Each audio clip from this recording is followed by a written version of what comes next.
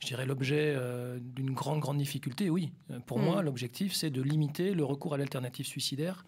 Parce que quand on va très mal et qu'on a tout perdu ou qu'on risque de tout perdre, les idées noires, elles sont omniprésentes.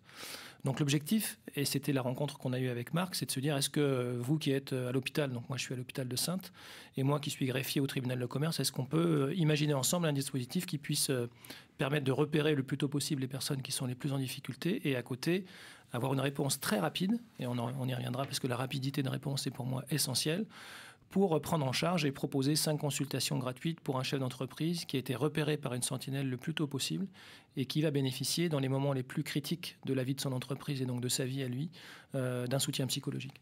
Alors vous avez donné les mots-clés dans une même phrase, la sentinelle, repérer, et des consultations gratuites. Betty Levanquet, l'APESA ANC est en train de naître. On avait besoin de ce dispositif ici sur le territoire ? Oui, moi j'en suis convaincue. J'en suis convaincue parce que, évidemment, comme je suis juge consulaire au tribunal mixte de commerce depuis 15 ans, j'ai pu constater que depuis ces 2 dernières années, ça va de moins en moins bien, certes, mais j'ai surtout eu en octobre 2015 un événement qui m'a choquée, et qui est le suicide d'un justiciable, la veille de l'audience. Et qui fait que depuis octobre 2015, je bataille pour installer APESA en Nouvelle-Calédonie, qui existe en France depuis 2013.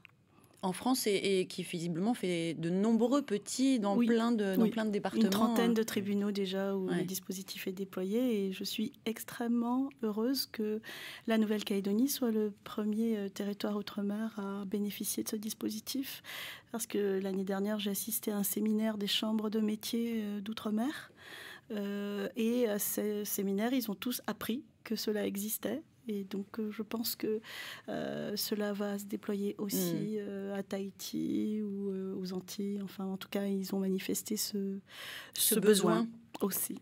Oui. Marie-Laure Gastaud, en tant que mandataire judiciaire, Betty vient de dire ce besoin.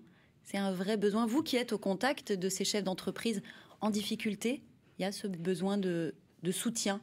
Oui, ça fait 15 ans que je suis désignée par le tribunal pour m'occuper des entreprises qui sont en sauvegarde, redressement et liquidation judiciaire. Donc des situations difficiles. Par définition, ce sont des situations difficiles. Mon quotidien, effectivement, c'est les chefs d'entreprise dans la tourmente et qui sont dans des situations qui les conduisent, effectivement, parfois à mettre pied à terre. Et je vois régulièrement dans mon bureau des chefs d'entreprise qui craquent parce qu'effectivement, la pression a été trop forte. On essaye, mon équipe et moi-même, de faire avec les moyens du bord, c'est-à-dire effectivement d'informer, parce qu'ils ont beaucoup besoin d'informations, ils veulent savoir comment va se passer la procédure, on fait preuve de pédagogie. On fait preuve le plus d'humanité possible, on leur explique qu'effectivement, une procédure même de liquidation judiciaire, c'est pas forcément une infamie, qu'on a le droit, on a des carrières très longues aujourd'hui, qu'on a le droit effectivement de se tromper, on a le droit de faire des erreurs et effectivement d'échouer, et on peut rebondir derrière, c'est ce que j'essaye d'expliquer. Malheureusement, on n'est pas souvent l'interlocuteur qui sommes le plus entendus, parce qu'on est chargé aussi d'exécuter la décision de liquidation judiciaire. On est chargé effectivement de faire un certain nombre de missions, même s'ils sont finalement assez contents, la plupart, de me laisser les clés et de pouvoir être déchargés un petit peu de leur fardeau. Mais j'avoue que très souvent, à la fin d'un rendez-vous, quand le rendez-vous se termine, je me sens démunie, effectivement, face au chef d'entreprise qui repart, et très honnêtement, je ne sais pas comment gérer. Alors, comment gérer? Parce que je sens, en même temps je me trompe peut-être, parce que quelqu'un qui manifeste son désarroi n'est pas forcément celui qui va passer à l'acte. Parfois, je termine un rendez-vous tout à fait sereine et tranquille, alors qu'en réalité, il peut être dans un état psychologique catastrophique que je ne détecte pas. Et c'est pour ça qu'effectivement, je suis ravie, et je renouvelle mes remerciements à Betty, parce que je vais pouvoir enfin partager un petit peu ce fardeau, effectivement, et pouvoir devenir une sentinelle, c'est-à-dire être formée. Mon équipe et moi-même allons être formés dès demain pour pouvoir effectivement... Donc à cette détection de signes. Détecter et savoir quoi faire, parce que voilà, une fois qu'on a détecté, que faire? Qu'est-ce qu'on fait? Voilà. Enfin, je crois qu'il faut avoir l'accord du chef d'entreprise pour être contacté. Tout ça, je ne sais pas faire. Donc, je vais découvrir demain. On s'est rencontrés ce matin. Oui, c'est tout pour frais. l'émission.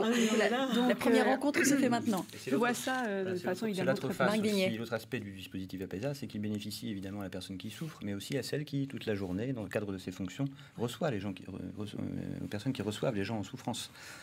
Et terminer un entretien en restant sur une angoisse, sur une durée de 15 ans, ça peut aussi parfois un peu miner le moral. Voilà. Oui, donc, alors qu'en fait, en voulant bien faire et être équipé d'un outil comme le dispositif APESA, ça permet d'aller un peu plus au fond de l'échange avec la personne et ensuite de bien percevoir où elle en est pour ensuite passer un relais. Je pense que ça, APESA aussi, ça montre...